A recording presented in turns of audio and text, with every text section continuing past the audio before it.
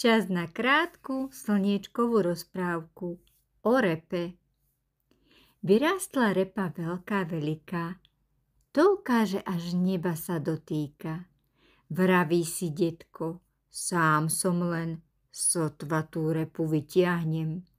Zavolal babku z brezového hája, poď, starká moja, skúsime ju dvaja. Ťahali deň a skoro celú noc, ráno im prišla vnúčka na pomoc. A potom vnúčik rovno bežal zo školy, snáď tá repa povolí.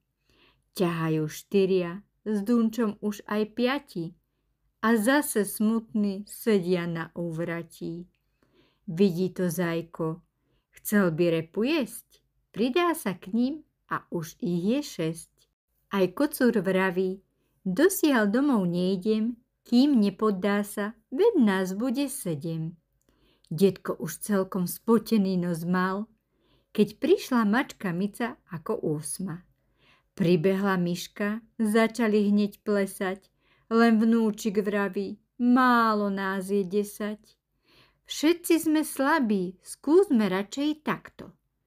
Bež, Dunčo, domov, privolaj sem traktor.